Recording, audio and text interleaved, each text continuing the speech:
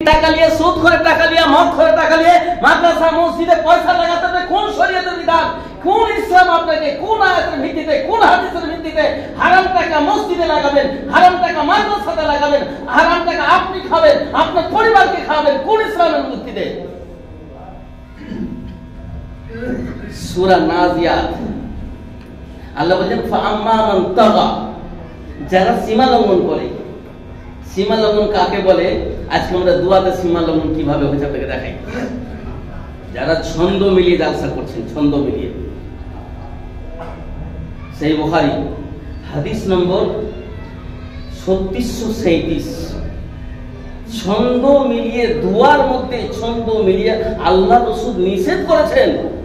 আর আপনি আল্লাহ রাসূলের উম্মত হয়ে আল্লাহ রাসূলের বিরোধিতা করে আপনি ছন্দ মিলিয়ে টাকা আদায় করবেন। আপনার কাছে দলিল আছে, প্রমাণ আছে? যদি নাই তো আপনি বন্ধ করেন নাচ থেকে।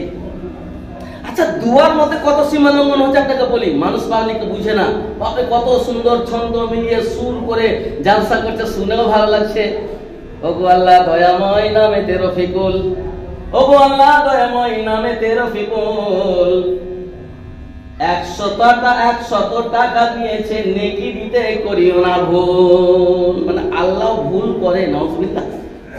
আল্লাহ ভুল করে? আল্লাহর ভুল হয়? আপনি ভুল ধরনেওয়ালাটা কে? আপনি বলতে পারেন না যে 100 টাকা দিয়েছে আল্লাহ, আল্লাহুম্মা সাল্লি আলাইহি, আল্লাহুম্মা বারিক আলাইহি, বারাকাল্লাহু ফি আহলিকা ওয়া মালিকা, বাস যথেষ্ট। দুয়াটার মানে কি? বারাকাল্লাহ, আল্লাহ তোমার বরকত দাও, ফি আহলিকা, পরিবারের মধ্যে, ছেলেপেলের মধ্যে, সুসন্তানের মধ্যে, ওয়া মালিকা, তোমার মাল। এর থেকে আর কি চান বলতো দুয়ার মধ্যে? আল্লাহ রাসূল তো বলেই দিয়ে গেছেন। আর আপনি দোয়া করছেন ও আল্লাহ দয়াময়, টাকা দিল 50, আল্লাহ তুমি তাকে কোনদিন করো না নিরাশ। ও আল্লাহ দয়াময়, তুমি পাক রব্বুল, জেনে শুনে তুমি কোনদিন করিও না ভুল। আল্লাহকে ভুল করছে। আচ্ছা, আরো কত ভুল হচ্ছে এই দোয়াগুলোতে। আশ্চর্য সমাজ, মানুষ বুঝে আসে না, যে বলছে সেও বুঝে আসে না। আগেও শুনেছি, এখনো শুনছি কিছু কিছু আমাদের আলেম সমাজ। আল্লাহ আপনাকে হিদায়াত দান করুক। আপনার সাথে আমার শত্রুতা নাই। আপনাকে আমি বলতে চাইছি না যে আপনি জালসা করেন না, করুন। কোরআন হাদিসের অকাট্য দলিল দিয়ে জান্নাত জাহান্নামের তা বলে জালসায় টাকা নেন, মন গলিয়ে টাকা নেন। তাই বলে আপনি বলবেন মা বোনেরা হাফতা পেছো, তাড়াতাড়ি 1 বস্তা সিমেন্টের দেওয়া পাঠাও, বেরিয়ে হারাম। এটা দুনিয়া জানে। 4 টাকা মসজিদ মাদ্রাসায় দিবেন মানে। তারপরে কেউ যদি টাকা দেয় 50 টাকাকে 20 টাকা 50 টাকা দিয়েছে, আল্লাহ বলছে ও আল্লাহ দয়াময়, আল্লাহ আজফারুল নামে দিলে 100 টাকা, নেকির খাতায় তুমি তারে না রাখো ফাঁকা। ও আল্লাহ দয়াময়, তুমি পাক জাত, তাকে কাল কিয়ামতের মাঠে দুধের সাথে খিলাইও ভাত। আরে কি সুন্দর। আরো দুয়ার মধ্যে কত সীমা লঙ্ঘন আপনাকে বলে। এগুলো হয়, প্রকৃতি হয়। এগুলো বন্ধ করুন। এই জালসা বন্ধ করুন। এই জালসার নামে ধোঁকা দাও বন্ধ করুন। জালসাতে একটা কথা বলা হয়, তোমার মা মারা গেছে, তোমার বাপ মারা গেছে, কবরে অপেক্ষা করছে, তাদের টাকাগুলো দিয়ে পাঠাও, না হলে তোমার মা বাপ অন্ধকারে আচ্ছন্ন তো আছে হাবুডুবু খাচ্ছে। একবারে মিথ্যা হাদিস, কোন হাদিসের ভিত্তি নেই। জাল হাদিস, ডুপ্লিকেট হাদিস। সমাজকে বলছে, সমাজ দিচ্ছে। আজকে কোরআনের নামে টাকা নেওয়া হচ্ছে, আজকে বোরখার নামে টাকা নেওয়া হচ্ছে, আজকে পারলাঠির নামে টাকা নেওয়া হচ্ছে, আজকে বডিমের নামে টাকা নেওয়া হচ্ছে। আর এই টাকা আমাদের মাদ্রাসার শিক্ষকের বেতনের নামে যাচ্ছে। আমাকে একটা রসিদ আপনি দেখান যে আজকে 5টা ডিম উঠেছে, ডিমটা কিন্তু চেকে লেখা হয়েছে। আজকে এখানে চাদর উঠেছে, চাদরটা মৌলভী সাহেব বাড়িতে গেছে, যাক মৌলভী সাহেবের বাড়ি, কিন্তু দামটা যেন বসে চেকে যে চাদরটার দাম 100 টাকা, 100 টাকা যোগ হবে। 5টা ডিম উঠেছে, 5 10 50 টাকা রসিদে লেখা হোক। 1 কেজি চাল উঠেছে, 1 কেজি চালের দাম 20 টাকা বসা হোক। যে যা উঠবে সম্পূর্ণ রসিদে লেখা হোক। খালি টাকাটা উঠে মাদ্রাসা যাবে। এই টাকাগুলো, এই ডিমগুলো, হাঁসগুলো, মুরগিগুলো আমি তোমাকে তো খেতে দিই না, আমি তো মাদ্রাসাকে দিয়েছি, আমি মসজিদকে দিয়েছি। মসজিদের ইমামকে যদি দেওয়া হয় তাহলে লিখতে হবে রসিদে যে 2টা ডিম উঠেছিল, মৌলভী সাহেবকে খেতে দেওয়া হয়েছে, মাদ্রাসার লোকে খেতে দেওয়া হয়েছে। আর এই টাকা দিয়ে আপনি দোয়া করবেন, আল্লাহ ও আল্লাহ দয়াময়, তুমি পাক পারি, দানকারীকে দিও, তুমি দানকারীর দান তুমি কবুল করো অতি তাড়াতাড়ি। আল্লাহ রাসূল বলছেন যে সীমা লঙ্ঘন হবে কেউ যদি দোয়া করতে তাড়াতাড়ি করে, তাড়াতাড়ি। আর আপনি ছন্দ মিলাতে গিয়ে নিজেকে বিক্রি করার জন্য নিজের টাকার লোভে পড়ে আপনি আল্লাহকে বলছেন তাড়াতাড়ি কবুল করো। অনেক সময় দেখা গেছে ছন্দের মধ্যে কত ভুল হচ্ছে, ভুল। ওগো আল্লাহ দয়াময় টাকা দিল ধুই, নেকির খাতায় তুমি যেন না লাগায় রই। আশ্চর্য সমাজ, নেকির খাতায় রুইও, আমল নামাতে রুইও লাগবে নাকি? এইভাবে হাজারো রকমের ভুল হচ্ছে জালসাতে। এই জালসা বন্ধ হোক, 100% বন্ধ হোক। এরকম মাদ্রাসা দরকার নেই যেকে ধোঁকা দেওয়া হয়েছে লোককে। আল্লাহ রাসূল সাল্লাল্লাহু আলাইহি ওয়াসাল্লাম হযরত উমর, উনারাই বলবেন, হযরত উমর আর হযরত আবু বকরকে বললেন যে তুমি কিছু নিয়ে এসো। হযরত উমর অর্ধেক মাল নিয়ে এলেন, আর হযরত আবু বকর কিছু নিয়ে আসেন, হালকা কিছু ছিল। আল্লাহর নবী অল্প মাল বলে সন্তুষ্ট হয়ে হযরত উমরকে বলছেন, আজও তুমি আবু বকরকে জিততে পারোনি, আর এখানে অল্প দান দিয়েছে বলে ওর দান কেমন করে দেওয়া হবে? ওগো আল্লাহ দয়াময় দিল 100 টাকা, আল্লাহ নেকির খাতে তুমি তারে না রাখো ফাঁকা, কবুল করো, আমিন আল্লাহুম্মা আমিন। বাস। কেউ যদি 500 টাকা দিয়েছে, নারে তাকবীর, 14 বার নারে তাকবীর। আশরাফুল ভাই আমার দিল 500 টাকা, আরো কিন্তু নেকির খাতাতে দেখলাম আমি ফাঁকা। 1000 টাকা দান দিলে করব তার জন্য দোয়া। 1000 টাকা দিবে তো দোয়া করবে, তার আগে দোয়া করবে না তো, ফাঁকা রেখে দিলে এটা লজ্জা দেওয়া হয় না? সমাজকে তো বিভ্রান্ত করা হয় না? ও যা দিলে তাকে শুকর করুন না। উজ্জ্বল কাছে যদি না থাকে তাহলে আপনি কি আবদার করছেন? এইভাবে আমাদের সমাজে সূরা তওবা, সময় শেষ হয়ে যাচ্ছে, সূরা তওবা আয়াত নম্বর 34 আল্লাহ রাব্বুল আলামিন বলছেন, ইয়া আইয়ুহাল্লাযীনা আমানু ইন্না কাসীরাম মিনাল আহবারি ওয়ার রুহবান লা ইয়াকুলুনা মিন আমওয়ালিন নাসি বিল বাতিল ওয়া ইয়াসুদ্দুনা আন সাবিলিল্লাহ। আল্লাহ বলছেন যে খ্রিস্টানদের মধ্যে, ইহুদিদের মধ্যে যারা মানে আহবার মানে পণ্ডিত আলেম, আর খ্রিস্টানদের মধ্যে যারা আহবার রুহবান, তারা সমাজের মালকে মিথ্যা বলে, ধোঁকা দিয়ে, মিথ্যা কথা বলে, বিভ্রান্ত করে লুটে খেয়েছে বাতিল হিসাবে, ওয়াসদুনা আন সাবিলিল্লাহ, তাদেরকে পথ ভ্রষ্ট করে রেখেছে। সেম টু সেম ওই ইহুদি খ্রিস্টানদের মধ্যে কিছু আলেম আমাদের সমাজে জন্ম নিয়ে সমাজকে বিভ্রান্ত করে রেখেছে। তার জন্য বেরিয়ে হালাল, তার জন্য জর্দা হালাল, তার জন্য গুটকা হালাল, তার জন্য সুদ হালাল, তার জন্য মদ হালাল, সুদ করে টাকা হালাল, মদ করে টাকা হালাল, সব হালাল, কিচ্ছু বার কিছু নেই। চাকরি টিকে রাখতে হবে, মাদ্রাসাওয়ালা তো বেতন দিবে না। আমি আপনাদের কাছে অনুরোধ করছি যে এইভাবে টাকা নিয়ে জালসা করবেন না। মসজিদ যদি আপনাকে পানি পড়ে তাও ভালো আছে। আল্লাহর নবীর জামানাতে হাজার হাজার টাকা দেওয়ার মতো লোক ছিল। কাবা শরীফ এখন পর্যন্ত সেই রকম নির্মাণ করা আছে মানুষকে দেখার জন্য যে হারাম টাকা মসজিদে চলবে না, হারাম টাকা মাদ্রাসায় চলবে না, হারাম টাকা তোমার খাওয়া যাবে না। আমি আমার চাকরি টিকে রাখার জন্য, আমি আমার বেতন নেওয়ার জন্য আমি হালাল হারামকে পিছনে ফেলে, আলেমদের মুখের ভাষা এটাই। কিছু কিছু আলেম আমি দেখেছি নিজের মুখে নিজের কানে বলেছি, তাকে কানে শুনেছি, তোমার ভাষা এটাই যে যদি হারাম টাকা না নি তাহলে তো মাদ্রাসা চলবে না। তোমার ওই মাদ্রাসাকে শতবার ধিক্কার আছে। যদি হারাম টাকা, যেখানে কোরআন এবং হাদিসের কথা হয়, যেখানে কোরআন হাদিসে হালাল হারামের কথা হয়, যেখানে জান্নাত জাহান্নামের কথা হয়, সেখানে হারাম জিনিস কেন না হবে? হারাম জিনিস কেন উৎপত্তিত হবে সেখান থেকে?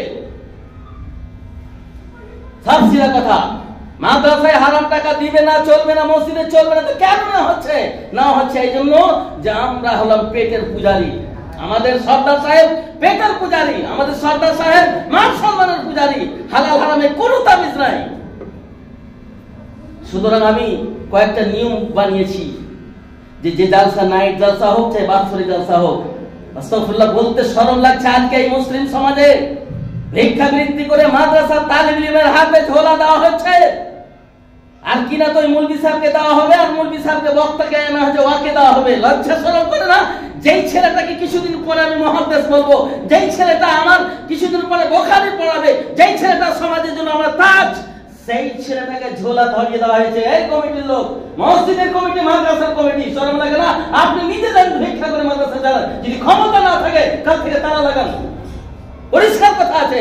যদি আপনার মাদ্রাসা থেকে সমাজের উপকার না আসে, আপনার মাদ্রাসা থেকে সমাজ নামাজি না হয়, আপনার মাদ্রাসা থেকে সমাজ সুদ মুক্ত না হয়, আপনার মাদ্রাসা থেকে সমাজ অশ্লীলতা মুক্ত না হয়, তাহলে এই মাদ্রাসা থেকে কোনো লাভ নাই। ওই খুরমা দেওয়ার জন্য আর জালসার সময় এসে সিজিনিয়াল জালসা করার জন্য খালি একবার আপনার দর্শন হবে আর সমাজ জাহান্নামের দিকে যাবে আর টাকা জড়ো করে আপনার জন্য দিবে। সুতরাং হাদিসটা বলে আমি শেষ করে দিয়েছি, সময় শেষ হয়ে গেল। যে কোরআনের আয়াতটা বলে আমি শেষ করে দিয়েছি। আল্লাহ রাব্বুল আলামিন বলেছেন ফাআম্মা মান তাগা, যারা সীমা লঙ্ঘন করে, ওয়া আসরাল হায়াতাদ দুনিয়া, আর সীমা লঙ্ঘন কেন করে? তার কারণ হলো যে ওয়া আসরাল হায়াতাদ দুনিয়া, দুনিয়াকে প্রাধান্য দিয়ে আমার বিল্ডিং কি করে হবে, আমার লোক কি করে বলবে যে মসজিদটা এত সুন্দর হয়েছে, মাদ্রাসাটা বড় করার প্রয়োজন আছে, মসজিদটা বড় করার প্রয়োজন আছে, বিল্ডিংটা বড় করার প্রয়োজন আছে, ছেলেগুলিকে মানে কুশিক্ষিত করার প্রয়োজন আছে, টাকা হালাল হোক হারাম এটা দেখা নেই। এটা হলো সীমা লঙ্ঘন। যারা সীমা লঙ্ঘন করবে কি বলে ওয়া আসরাল হায়াতাদ দুনিয়া ফাইনাল জাহিমা, তাদের জন্য জাহান্নাম রয়েছে। সুতরাং আমি আপনাদের কাছে দুঃখিত যে আমি দুদিন বেশি নিলাম। আমি চাই মাদ্রাসা করেন, জালসা করেন, আমার আপত্তি নেই, ইসলামের আপত্তি নেই, মনের আপত্তি নেই, কিন্তু যে পদ্ধতিতে দোয়া দেওয়া হয়েছে, যে পদ্ধতিতে আল্লাহ খুশি হবে, যে পদ্ধতিতে আমার টাকা মসজিদ মাদ্রাসায় গেলে হালাল পদ্ধতিতে যাবে, সেই পদ্ধতিটা অবলম্বন করুন। এতটা জানি। আপনার যদি ক্ষমতা না থাকে তাহলে আপনি মসজিদের ভিতরে জালসা করুন, আপনার যদি ক্ষমতা না থাকে তাহলে বিনা প্যান্ডেলে জালসা করুন, আপনার যদি ক্ষমতা না থাকে কাউকে খাওয়াতে হবে না। আমার সব থেকে বড় দুঃখ আফসোস লাগছে আমার এলাকার মাদ্রাসা শিক্ষকদের উপর, নিজের ব্যক্তিগত আমি কষ্ট। আমার তারানগরে, আমার রহাসপুরে, আমার দেওতানাতে, সীতারামপুরে, আমতলাতে সব মাদ্রাসায় ফারেগি করে লাঠি নেওয়া হয়েছে, পাক লাঠি নেওয়া হয়েছে, বুখারী খতম করা হয়েছে, জাসরে বুখারী খতম করা হয়েছে। তাহলে এই মাদ্রাসাগুলোতে ডাক্তার জাকির তৈরি হওয়া কি সম্ভব নয়? এই মাদ্রাসাগুলোতে আব্দুল গাফফারের মতো তৈরি করা সম্ভব নয়? এই মাদ্রাসাগুলোতে জাহাজের মতো সম্ভব নয়? এই মাদ্রাসাগুলোতে যারাকে বাহির থেকে ভাড়া করে নিয়ে আসি তাদের মতো কি করা সম্ভব নয়? করবো না তো। আমার চাকরি রাখা দরকার আছে, যে যা করছে খবরটা সাবধান। মাদ্রাসাগুলো এমনি টাকা দেয় না, ফেতরার টাকা, গরিবের টাকা, রক্ত খামা আঁচলের টাকা, মা বলতে রক্ত খামা টাকা, চুরি করা টাকা, স্বামীর কাছ থেকে পেটে চুরি করা টাকা দেওয়া হয়েছে। আর ওই টাকা দিয়ে যদি আমার সমাজ অন্ধকারে থাকে তাহলে টাকা দিয়ে কোনো লাভ নয়, এক পয়সা নাকি পাবেন না।